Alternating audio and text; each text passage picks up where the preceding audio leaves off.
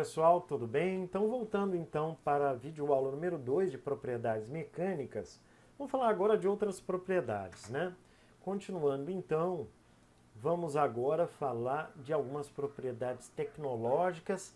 Gente, essas propriedades estão relacionadas com o processo de fabricação do material, como ele é fabricado. Por exemplo, processo de fundição, torneamento, fresagem, furação, enfim.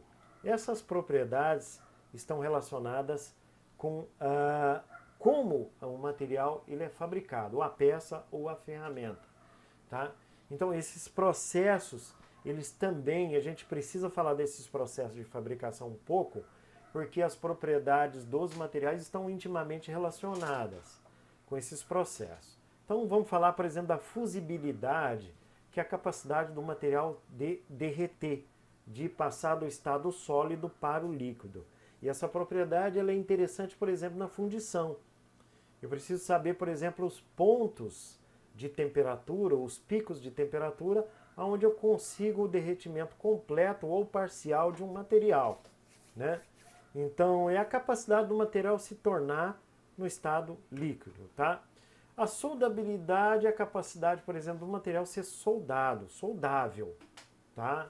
A gente sabe, por exemplo, que alguns materiais apresentam essa facilidade, outros já apresentam essa dificuldade, né, de serem soldados, serem unidos através do processo de solda a arco elétrico, a laser, ou a explosão, enfim. Tá?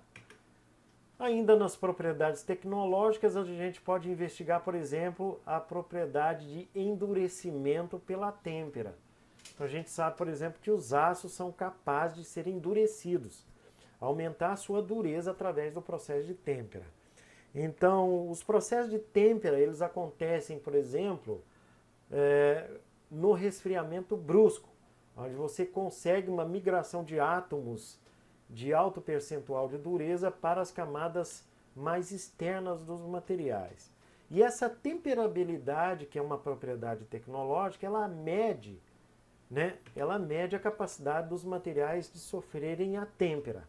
Só para vocês terem uma ideia, essa figura mostra, por exemplo, como que acontece a medição da têmpera, ou seja, da temperabilidade depois que você executou o processo térmico de têmpera. Então a gente mede a temperabilidade, por exemplo, analisando, né, pontos ao longo da superfície de uma peça ou ao longo do diâmetro de uma barra de uma polegada.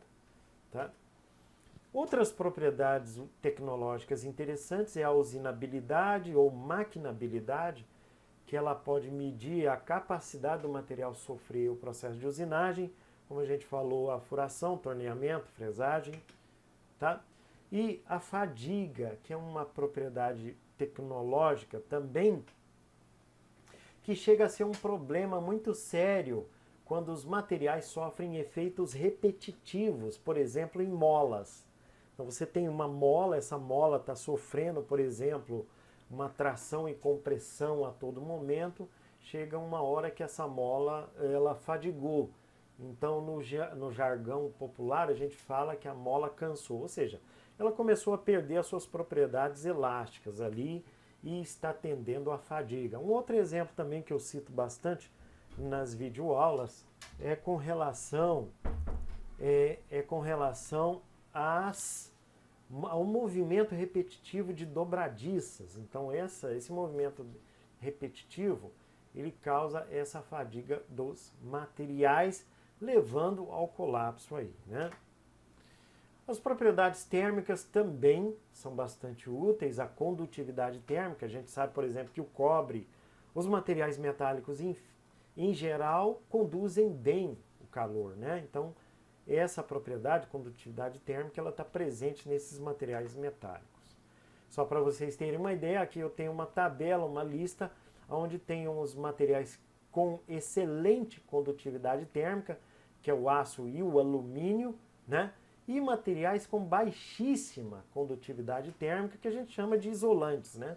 Podemos chamar esses materiais isolantes. O ar, a espuma de poliuretano, poliestireno expandido, a lã de vidro, são materiais que são com baixa condução de calor, né?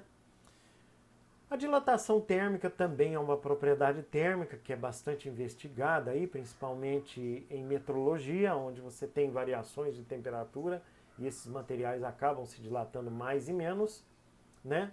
E podemos ter também essa propriedade da dilatação linear e as propriedades elétricas, que são relacionadas com a condutividade elétrica. Pessoal, alguns materiais são bons condutores, outros são péssimos condutores, né? Por exemplo, os materiais que têm uma elevada condutividade térmica são excelentes condutores, tá? Materiais com propriedades eletromagnéticas, a gente sabe, por exemplo, que os ímãs têm excelentes propriedades magnéticas, né?